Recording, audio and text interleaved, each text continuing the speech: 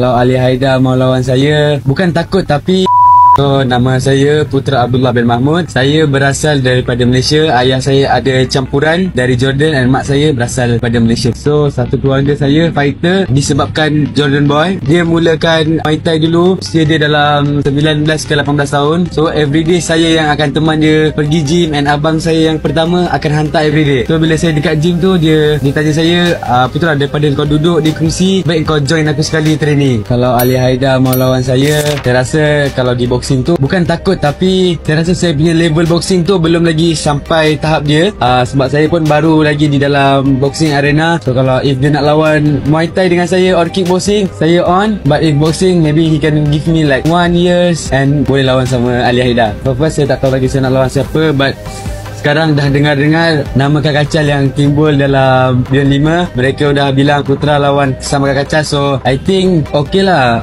Dia juara PON and saya world champion. I think it suit for me. So hubungan Putra dengan Kakak Ungkit tu, saya rasa everything okay. First masa bertanding tu memang gak bercakap langsung, tak text, tak apa. But after the fight, saya pun minta maaf, start try untuk talk dengan dia. Kita nak jadi sahabat lah. Sebab di atas ring sahaja lawan, di bawah ring itu semua kawan, family. So but now tak tahu nak cakap macam mana lah. Sebab next saya lawan dengan kawan dia juga, Kak Kacal.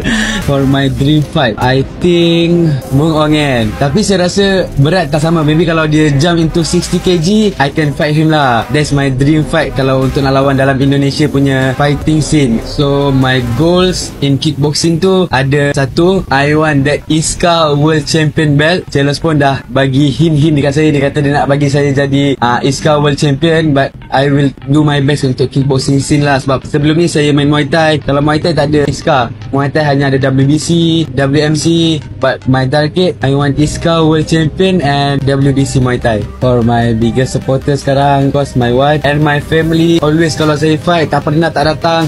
So my biggest supporter is my wife and my family. So thank you untuk orang-orang Indonesia, orang-orang Malaysia yang dah support saya daripada sebelum ni. And thank you to Lokalwear, selalu support saya daripada Beyond 4. Thank you so much. And then korang semua boleh tunggu untuk fight selanjutnya di Beyond 5.